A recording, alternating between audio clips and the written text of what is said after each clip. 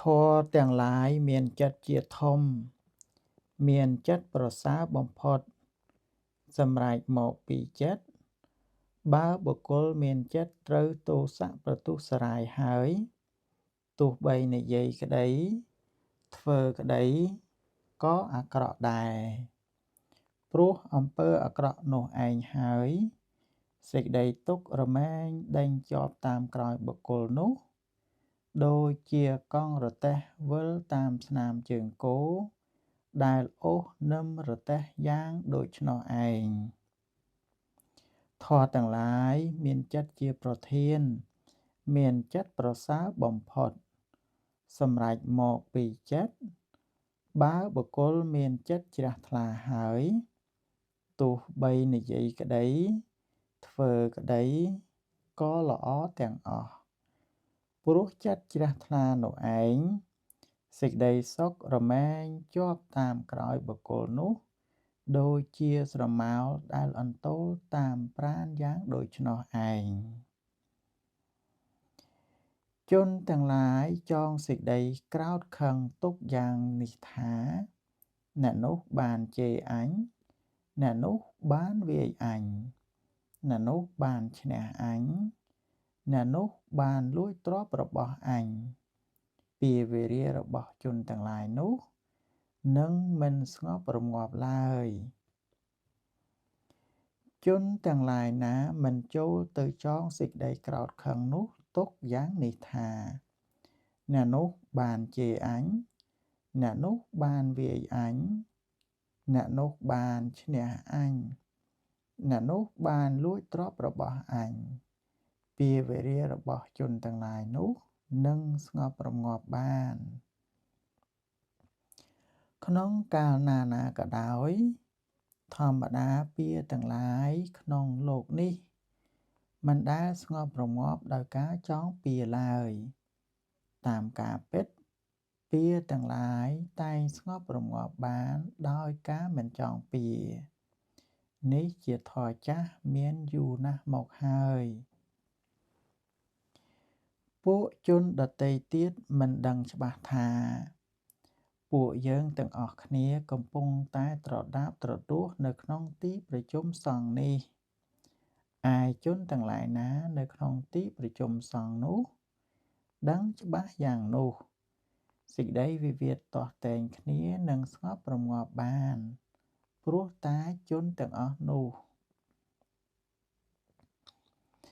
មារមែងបៀតបៀនបុគ្គលដែលឃើញតាមអារម្មណ៍ថាល្អ មិនសង្រួមក្នុងឥន្ទ្រីទាំងឡាយ មិនស្គាល់ប្រមាណក្នុងភោជនាហារ ខ្ជិលច្រអូស មានសេចក្តីព្យាយាមអន់ថយនោះបានដោយងាយស្រួល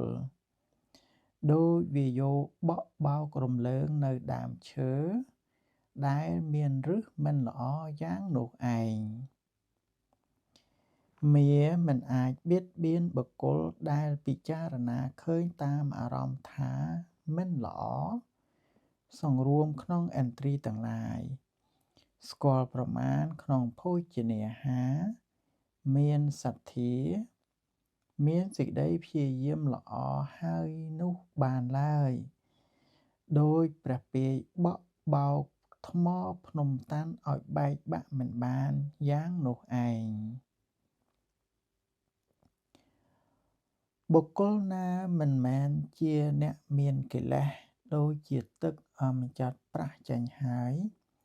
មិនមានតមៈនិងសច្ចៈ គ្រងនៅសំពត់កាសាវពស្ត្រ បុគ្គលនោះមិនសមគួរនឹងស្លៀកដណ្ដប់នៅសំពត់កាសាវពស្ត្រឡើយ បុគ្គលណាមានកិលេសដូចជាទឹកអម្ចាត់ប្រះចេញហើយ តម្កល់ខ្លួនបានល្អហើយ នៅក្នុងសិលទាំងឡាយ មានតមៈនិងសច្ចៈ បុគ្គលនោះទើបសមគួរនឹងស្លៀកដណ្ដប់នៅសំពត់កាសាវពស្ត្រ ជនទាំងឡាយណាមានការសម្គាល់ក្នុងរបស់ដែលមិនមានសារៈថាមានសារៈ យល់ឃើញក្នុងរបស់ដែលមានសារៈថាមិនមានសារៈ ជនទាំងឡាយនោះ មានតែការត្រេះរិះខុសជាគោចរ និងមិនបានសម្រេចនៅធម្មសារៈឡើយ ជនទាំងឡាយណាដឹងនៅរបស់ដែលមានសារៈដោយហេតុដែលមានសារៈ ដឹងនៅរបស់ដែលគ្មានសារៈដោយហេតុដែលគ្មានសារៈ ជនទាំងឡាយនោះ ជាអ្នកមានសេចក្តីត្រេះរិះត្រូវជាគោចរ ដឹងនឹងបានសម្រេចនៅធម្មសារៈ ដំណក់ទឹកភ្លៀងតែងលិចស្រោចនៅផ្ទះដែលគេប្រក់ដំបូលមិនបានជិតល្អយ៉ាងណា រាគៈតែងចាក់ទម្លុះនៅចិត្តដែលបុគ្គលមិនបានចម្រើនយ៉ាងនោះឯង ដំណក់ទឹកភ្លៀងមិនអាចលិចស្រោចនៅផ្ទះដែលគេប្រក់ជិតល្អយ៉ាងណា រាគៈក៏មិនអាចនឹងចាក់ទម្លុះនៅចិត្តដែលបុគ្គលបានចម្រើនដោយល្អហើយ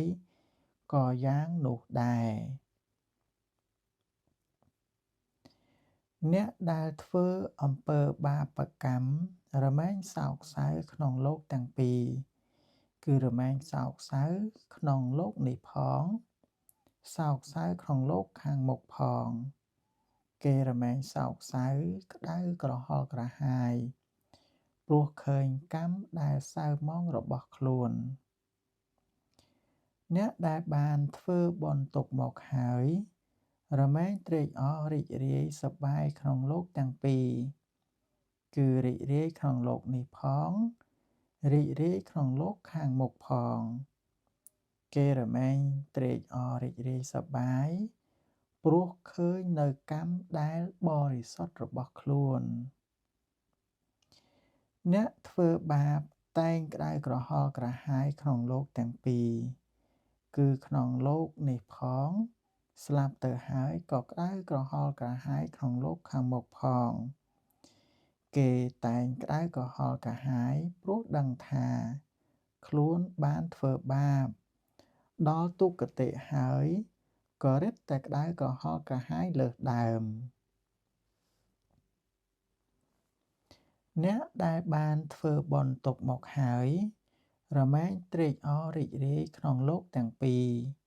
គឺត្រេកអររីករាយក្នុងលោកនេះផង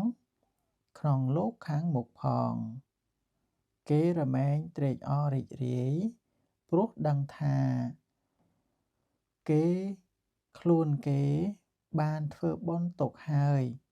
ទៅដល់សុគតិហើយ ក៏រឹងរិតតែត្រេកអរជាភយោភាព បើបុគ្គលនិយាយធម៌ដែលមានប្រយោជន៍ ទោះបីជាច្រើនយ៉ាងណាក៏ដោយ តែជាអ្នកប្រមាថ មិនប្រព្រឹត្តតាមធម៌ទាំងនោះ ដូចជាអ្នកចិញ្ចឹមគោ រាប់គោឲ្យអ្នកដទៃ ជាអ្នកមិនមានចំណែកនៃសាមញ្ញផលយ៉ាងនោះឯង បើបុគ្គលនិយាយធម៌ដែលមានប្រយោជន៍ ទោះបីតិចតួចក៏ដោយ តែជាអ្នកប្រព្រឹត្តសមគួរដល់ធម៌នោះ លះបង់ចោលនៅរាគៈ ទោសៈនិងមោហៈអស់ហើយ ជាអ្នកចេះដឹងសព្វគ្រប់ មានចិត្តរួចផុតស្រឡះហើយ ជាអ្នកមិនប្រកាន់មាំក្នុងលោកនេះ ឬលោកខាងមុខ បុគ្គលនោះជាអ្នកមានចំណែកនៃសាមញ្ញផលដោយពិត